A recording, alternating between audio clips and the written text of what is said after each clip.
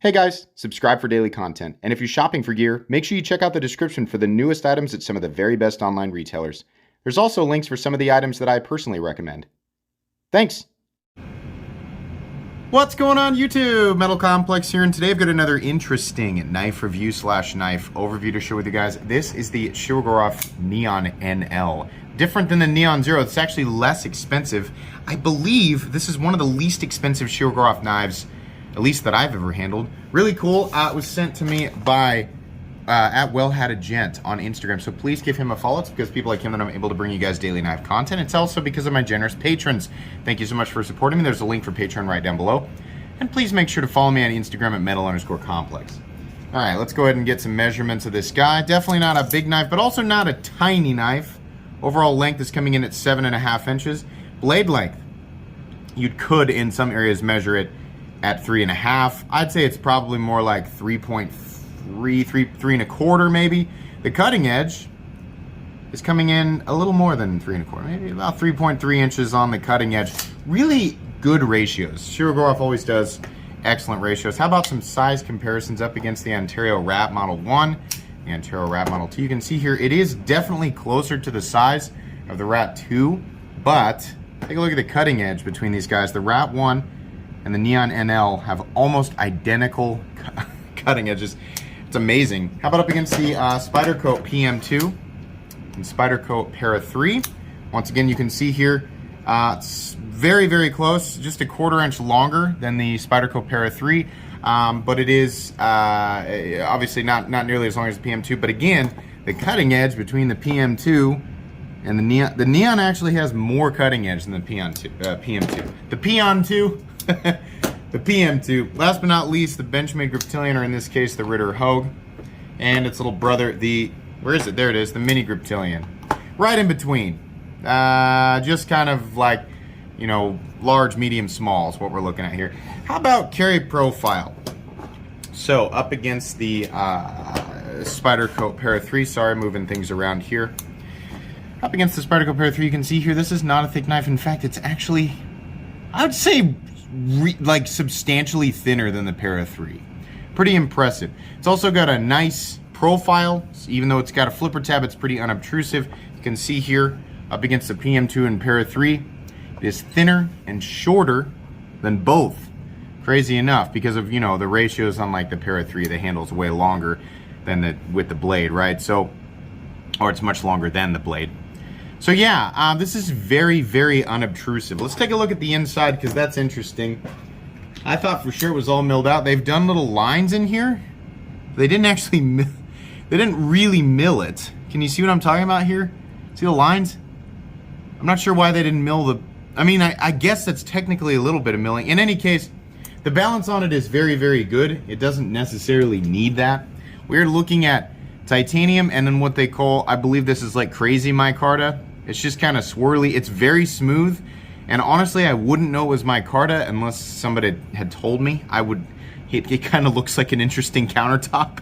It's really nice. Some of this stuff looks great, and some of the stuff that's like green and brown looks really gross. But this stuff that's on here, this is nice. We've got some white, some blue, some brown in there. It's kind of, I don't know, it kind of looks like a marble. It looks like marble, right? I kind of like it. They do different inlay materials. You can do more traditional micarta. I want to say I've seen G10 and carbon fiber, right? The Neon Zero, the more expensive one. Gosh, it's so hard to remember all of Shirogorov's codes and things like that because I'm still new to Shiro. The more expensive version of this, the versions that I've seen are solid titanium, but it also carries over other elements from, I think it's the custom division, but I've also seen the elements like in my F3 NS, where it has the different jimping up on the spine. It's got the newer backspacer. It's got some of the newer milling down here. So this guy's less expensive. It's got a little bit less going on in terms of the machine work, but it also has some really impressive elements, and you know, it is substantially less expensive than some other Shiros. So I wish I had that Zero here to show you guys or to compare, but I don't. So anyways, let's go ahead and measure blade stock thickness on this guy. I'm gonna say that's probably 125 thousandths or so. Let's find out. No, it's about 135 thousandths, okay? Not that big of a deal. And I do a hardware check for you guys, but this is proprietary. I mean, yeah, you can use a flathead screwdriver, probably a coin. They do make a special tool for this. It's very expensive. I used to own it, and then I thought, why do I own it? It's so expensive. It's so much money to have sitting in a tool that I'm probably never gonna use. So you can periodically find them in stock for, I believe, $200 to $250, which is a lot of money. So like I said, you can use a screwdriver or coin, but I would be very careful.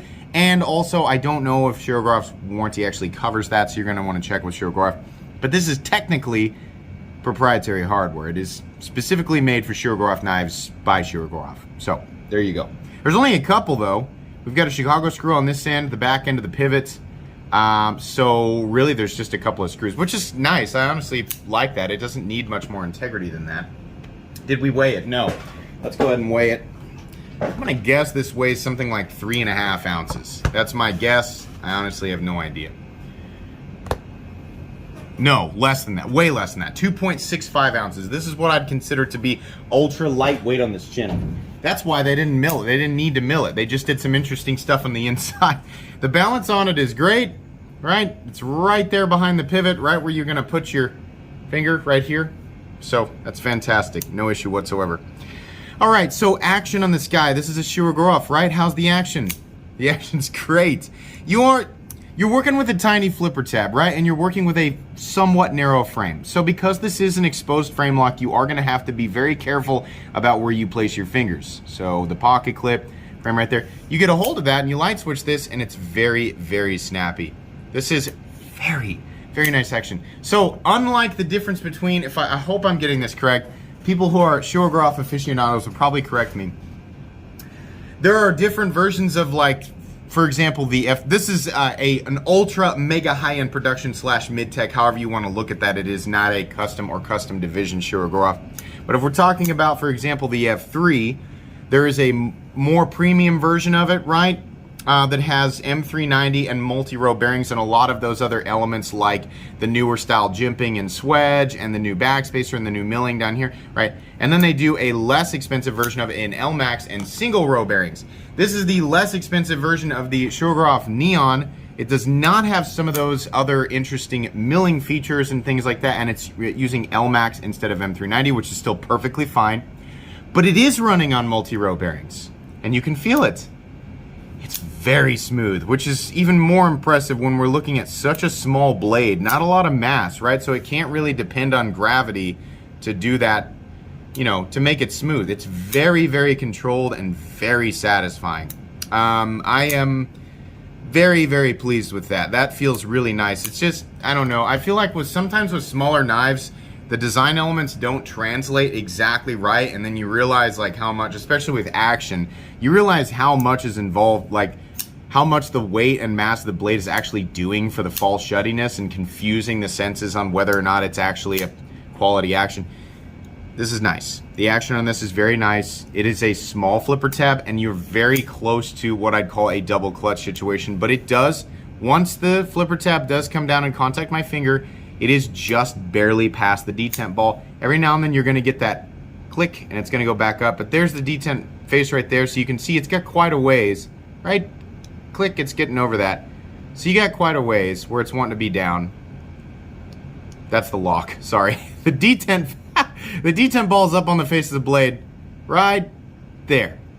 You can see it, click, right there. So it's real close. If you get it here, turn around, you can see there it's just barely not a double clutch situation, but I can see it falling back depending on how you're holding the knife. It's hard to explain double clutch, but when you're closing it with one hand, you want the detent ball to be on the face of the blade by the time that flipper tab contacts your thumb, so you can simply turn and allow the blade to fall. So it's very, very close, but just barely passable. Yeah, action is great. Small flipper tab. Make sure you're not pushing on the lock bar. That's just going to happen sometimes. The blade is beautiful. I love how they put the logo over here and not on the blade. I honestly wish that they would do that with more of their models. I'm a big fan, especially if you have a simple logo, of putting the logo on the frame. And the Shirogorov Bear actually absolutely works in this situation. Absolutely. It looks fantastic. We get to enjoy this clean, flat ground blade. Looks so nice. And it does come down to a nice thin edge. This is a wonderful EDC blade. Very straightforward, nice tip, reasonable thickness on the spine. Not insane. They probably could have gone a little bit thinner, but it does get nice and thin down here. Very slicey. LMAX, is it as premium as M390? No, but is it acceptable? Yeah, I don't have a problem with LMAX at all. LMAX is very well balanced, and honestly, it doesn't get talked about enough. It's probably a steel that will eventually kind of drop into a, I say eventually, right? I'm just guessing. Over the next couple of years, it might drop. Instead of being a blade steel that you see on, you know, $200, $300, $400, $500, $600, $700 knives, it might drop down into the 150, 200, 350 over the next few years. But right, I mean, that's all super steels. Eventually we're going to see that with M390. So LMAX, is it appropriate on a knife that costs this much money? Yeah, in combination with everything else that Shirogorov is doing here. There's always, I mean, it's not even one guy. There's like 5 people down in the comment section who immediately say, you know, it doesn't matter, even if they're aware of how much, you know, how much of the cost is actually coming from the overall, like, little things like the machine work and the tolerances, right? The time spent making the knife as a whole. As soon as they hear the steel, they're, no, I can't because it's not worth. The difference between M390 and LMAX is fairly negligible in terms of the overall price of the knife, right? Now, the difference between this guy and the more expensive one, right, is there's about a $150 difference. A little bit more than that, $165 difference, something like that. But it's not just the blade steel, it's all of the elements together. So don't put so much stock into that. If we were looking at 8CR13 MOV, I'd be like, whoa, hey, whoa, whoa, whoa. No, but this is LMAX.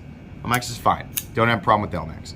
Old school or older style jimping up here, which is fine. It looks nice, and they've knocked down the spine quite a bit. So you can see here, we are not looking at sharp or unnecessarily sharp edges on the spine. The only sharp edge is the actual cutting edge, which is appropriate. Just says LMAX over here, which is great. Don't have a problem with that. The chamfering that's done all the way around is beautiful.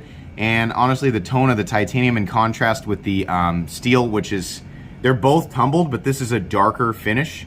This is just a very, it looks almost like it's gonna be satin, but no, it's a very, very light tumbling, which really gives this premium feel to the knife. I love this.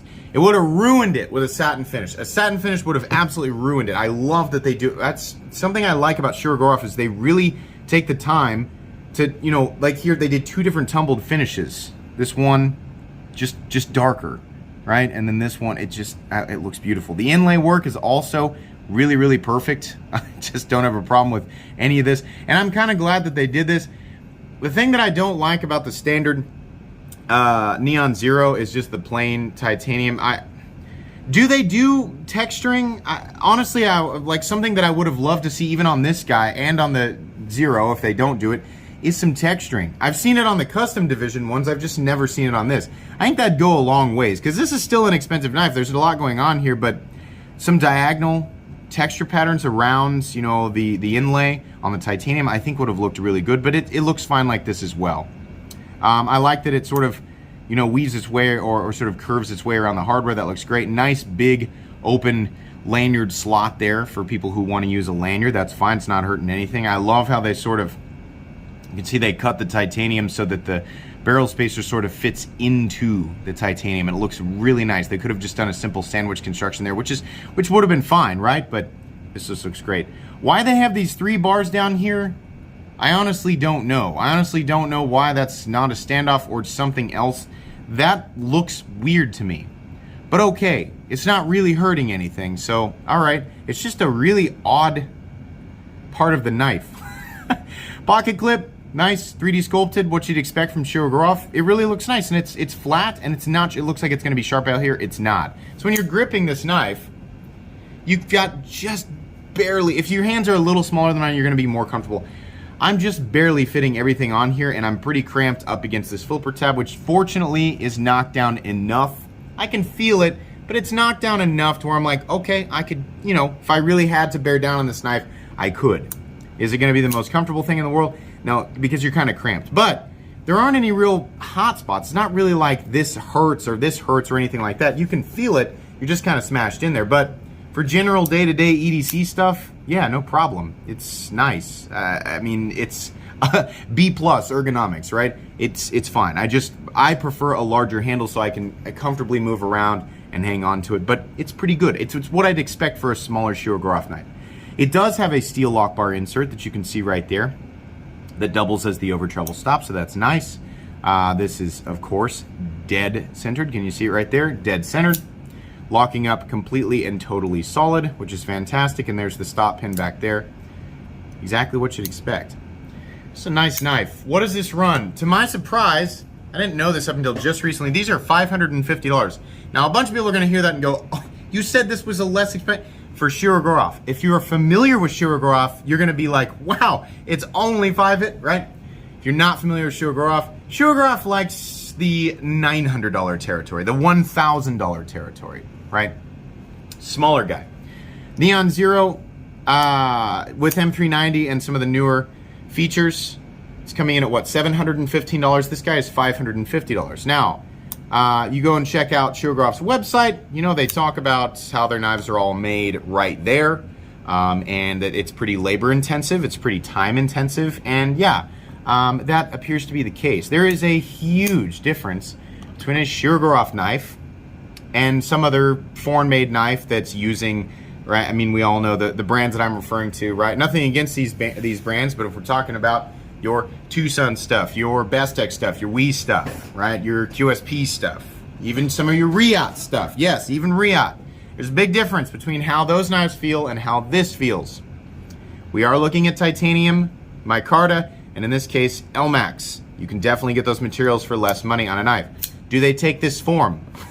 No. In fact, listen, different people have different opinions about this knife. I like this. This is a nice balance. It's lightweight. It looks good. It's stylish. You can carry it pretty much, I mean, you know, as long as it's legal, as blade length. You can carry it in pretty much whatever pants, right? I like this. I'm pretty impressed with the price. We're looking at, oh, if you'd imagine, you know, a lot of people looking at this, maybe you're looking at the Hinder XM18 3-inch, right?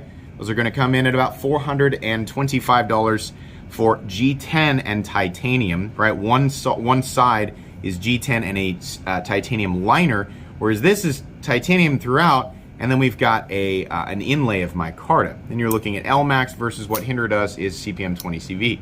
If you wanted to go full titanium on the Hinder, which is going to be difficult to do because both the knives and the titanium scales are rare, you're looking at about $625.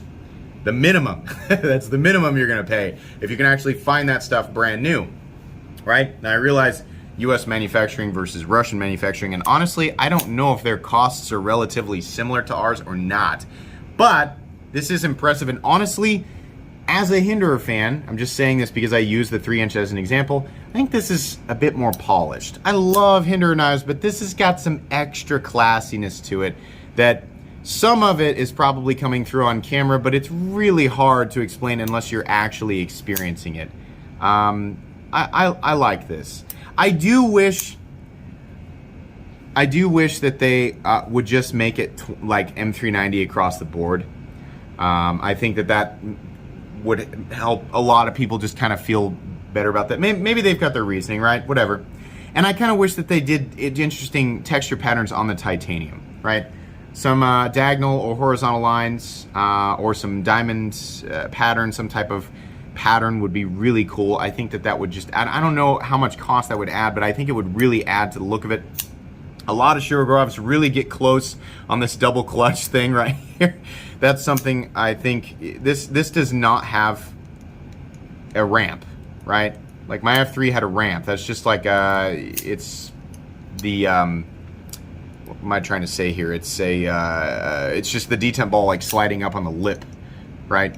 So that's something I think I'd like to see. And of course, the proprietary hardware, it looks cool, but it'd be better if it was just not, right? It'd be better if it was Torx or something like that. But this is nice. For people who are looking to spend this much on a knife and they need a smaller knife, this is one of the nicest feeling, nicest looking, nicest functioning knives that you can get for the money right now. There's a little bit of competition out there, and some of it is more or less justified, but I do like this one. I think this is really good. In this situation, consider, like, if this didn't have the multi-row bearings and the action, right, I would say go ahead and go for the more expensive one. But honestly, I mean, I haven't handled the other one, and I like those other, like, sort of aesthetic features, right? But you're getting some different jimping for the Neon Zero. You're getting different jimping on the spine, a little bit more intricate pocket clip and milling on the other side, and you're getting M390 for an additional $170-ish, something like that. Just cool. It's in that ballpark, but honestly, me personally, I think I like this.